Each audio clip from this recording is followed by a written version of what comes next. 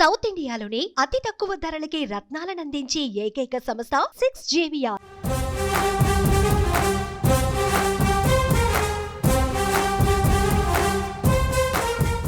పిఠాపురం పంచాయతీకి తెరపడింది. జనసేన అధినేత పవన్ కళ్యాణ్ పిఠాపురంలో పోటీ చేసేందుకు లైన్ క్లియర్ అయింది. మాజీ ఎమ్మెల్యే, ప్రస్తుత టీడీపీ ఇన్ఛార్జిగా ఉన్న ఎస్వీఎస్ఎన్ వర్మ వెనక్కి తగ్గడంతో పొలిటికల్ వేడి చల్లబడింది.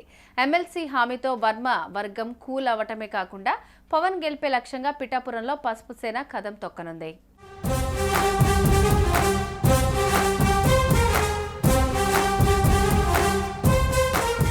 పిఠాపురం నియోజకవర్గం నిన్నటి వరకు ఈ టికెట్ కోసం పెద్ద రచ్చ జరిగింది. జనసేన అధినేత పవన్ కళ్యాణ్ ఇక్కడి నుంచి పోటీ చేస్తానని చెప్పడమే ఆలస్యం. అప్పటి వరకు అక్కడి నుంచి టికెట్ ఆశించిన టీడీపీ ఇన్ఛార్జ్ ఎస్వీఎస్ఎన్ వర్మ వర్గం సడన్ గా రోడ్డుకేశారు.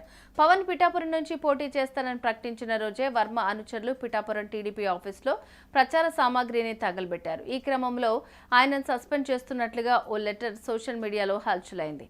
అయితే చివరికి అది ఫేక్ లెటర్ గా తేలింది. ఈ క్రమంలో అనుచరులతో సమావేశమైన వర్మ వారి అభిప్రాయాలను విని అధిష్టానం దృష్టికి తీసుకువెళ్లారు. గాజువాక్యం తెలుగుదేశం వాళ్ళు తీసేసుకున్నారు అనుకుంటాను ప్రస్తుతానికి.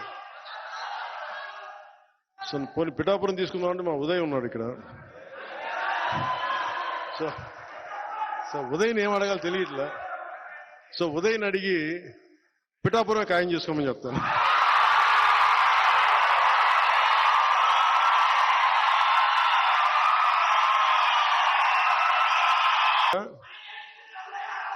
రెండు వేల తొమ్మిది నుంచి కూడా అందరూ 2014లో పార్టీ పట్టగానే ఫస్ట్ నాకు పిఠాపురం నుంచి అడిగారు పోటీ చేయమని.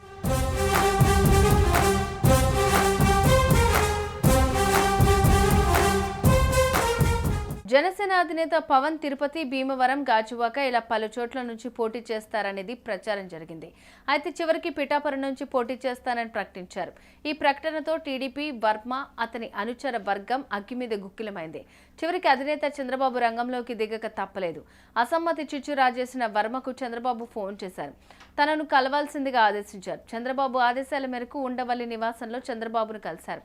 సుమారు 45 నిమిషాల పాటు ఆయనతో భేటీ అయ్యారు. పిఠాపురం పరిస్థితులు, తన అనుచరులు, అభిమానుల మనోగతాన్ని ఆయన దృష్టికి తీసుకెళ్లారు. ఈ సందర్భంగా తీవ్ర అసంతృప్తికి గురైన అక్కడి ఇన్ఛార్జ్ ఎన్ఈఎస్ఎస్ వర్మను చంద్రబాబు బుజ్జగించారు. పొత్తుల కారణంగా కొన్ని త్యాగాలు తప్పవని సర్ది చెప్పారు. ఈ సందర్భంగా వర్మ పెట్టిన డిమాండ్లన్నిటిని పట్ల చంద్రబాబు సానుకూలంగా స్పందించినట్టు తెలుస్తోంది. ఎట్టి పరిస్థితుల్లోనూ ఎమ్మెల్సీని చేస్తానంటూ వర్మకు చంద్రబాబు హామీ ఇచ్చిన తర్వాతే ఆయన మెత్తబడ్డారు. దీంతో వర్మ పవన్ కళ్యాణ్ గెలుపు కోసం పనిచేస్తానని ప్రకటించారు.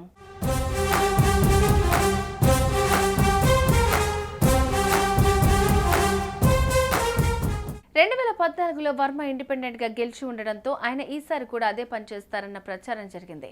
లేకపోతే వైసీపీ పిలిచి ఆయనకు టికెట్ ఇస్తుందని అనుకున్నారు. కానీ వైసీపీ కూడా వంగా గీతని అభ్యర్థిగా ప్రకటించింది. ఇక మార్పులు ఉండే అవకాశం లేదని అంచనాకు వచ్చారు. మొత్తంగా వర్మ పవన్ కళ్యాణ్ కోసం పనిచేస్తే పిఠాపురంలో పవన్ కళ్యాణ్ కు ఊహించినంత మెజార్టీ వస్తుందని అంచనా వేస్తున్నారు. అసెంబ్లీలోకి పవన్ అడుగుపెట్టడం పక్కా అని అంటున్నారు.